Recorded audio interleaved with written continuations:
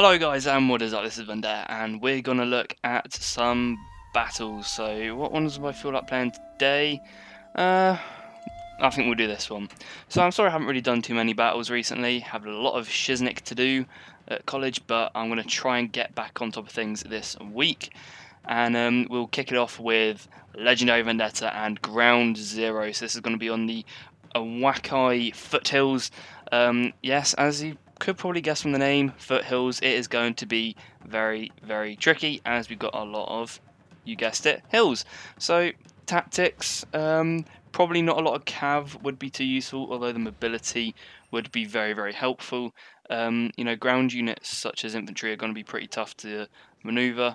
And it looks like we're going to be gay and not be able to pause or slow down. So I've got 3 Naginata Warrior Monks. These guys have got 19 defense and 14 melee attacks. They're looking pretty beast. We then got some Katana Samurai. These guys have got 17 melee attack. Captain Cabinet over here. And then we've got Silver Hammer 2 and Hammer 7. Those are some of my new recruits in the Hammer line. So they will hopefully have a good run out today. My opponent, Ground Zero, shall be fielding some Daikyu Samurai, some Yari Samurai there, it looks like, Matchlock Ashigaru, Yari Samurai, and I think he has got some sort of Katana Samurai written in there somewhere, but it doesn't really look like it.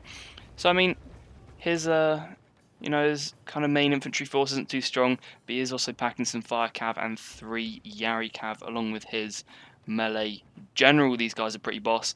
I'm going to try and redo the General's Legendary Tactic video because I definitely have a more balanced opinion, because before I was a little bit more kind of leaning towards leadership, but you know what, now I seem to be going for more of a hybrid general. I don't kind of want to be going full on leadership because I want my general to get me out of some nice sticky situations when he can.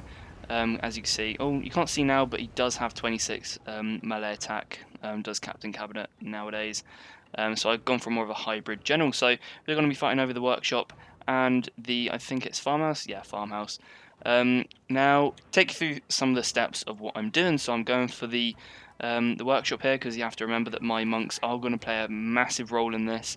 These guys have got 19 defense, and having that extra defense is really going to be beneficial for my army. So the workshop is obviously going to be a key one to go for. No one likes the farmhouse. Well, I don't know, some of you might, but I personally just think it's pointless unless you're playing Fall of the Samurai. But that's another story for another day. So you may be thinking to yourself, Vendetta, why the F have you just taken off all of your Yari cavalry off their horses? Well, look at his cav. Let's be honest. These guys, 35 charge, what was that, 13 attack, 35 charge, 17 attack, 35 charge, 13, 35, 7 attack. So, as you can see here, his cavalry is far superior to mine. For some reason, I upgraded the melee defense. I think I know why I did that, because I put on Rainio's teachings and Way of the Ikiwiki, so these guys have got some pretty decent stats. These guys got 22 defense. That is good.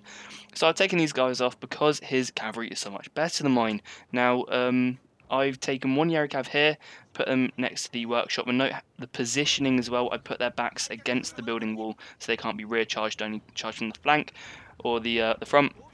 Now what this does, the reason I've taken them off is now this unit is effectively a Yari Samurai unit. So obviously that means that any cavalry trying to hit them is, it's going to be pretty hard, and I put into a nice long extended line to reduce that surface area. Because obviously he is going to be using his wedge formation, which our test bunnies, Jake Delay and Sparky Booman, you have both got to try and, this is basically your next job. Does wedge formation give you an advantage during charge? Personally, in my experience, it doesn't. It's only really useful for breaking thin lines of spears or getting into nice tight kind of layers.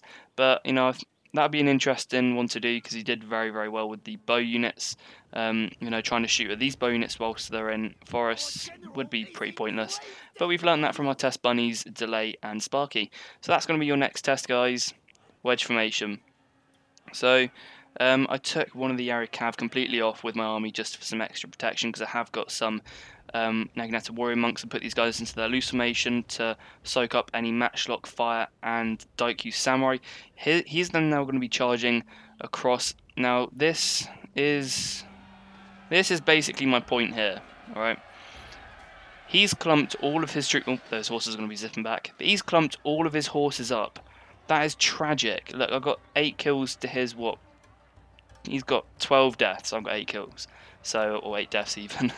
So, you know, obviously that's a very bad move on his part.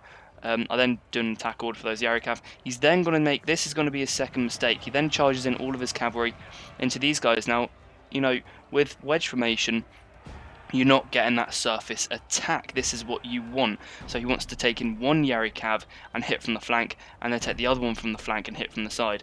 But in all honesty, he shouldn't be going for this Yari cavalry unit anyway. He should be targeting the rest of my army, which is basically, you know, I've got my legs wide open here. All he has to do is kick me in the bollocks, and basically my army's finished. So I charge Captain Cabinet up here to try and take care of these Daikyu Samurai and also these matchlocks, because they're giving me a bit of grief. But that does, of course, make him isolated.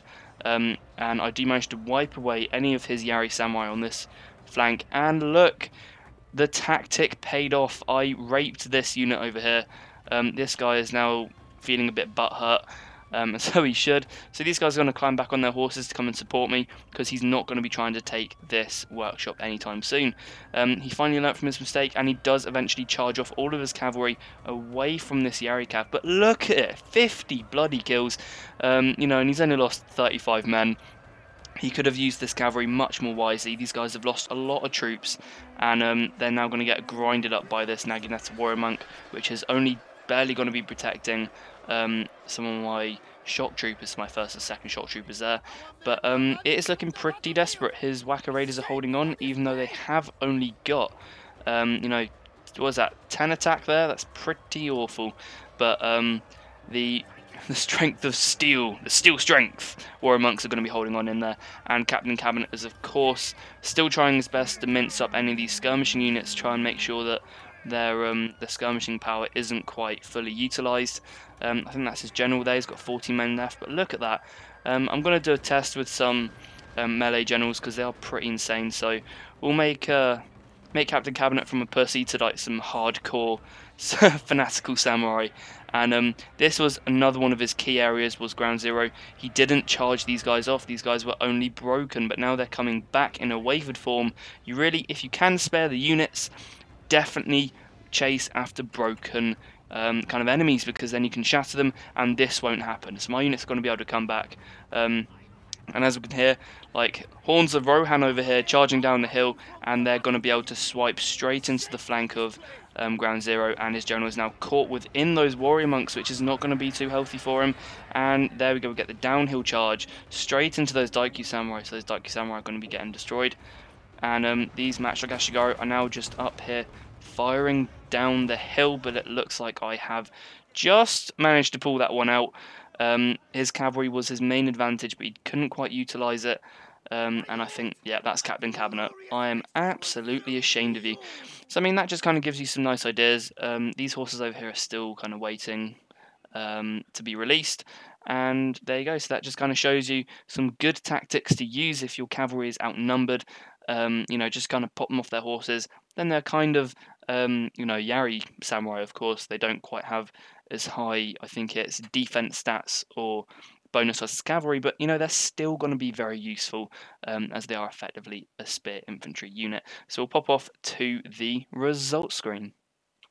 So here we are at the results screen. So we bought roughly the same men, lost roughly the same, but I did just about manage to pull out an extra 50 kills there.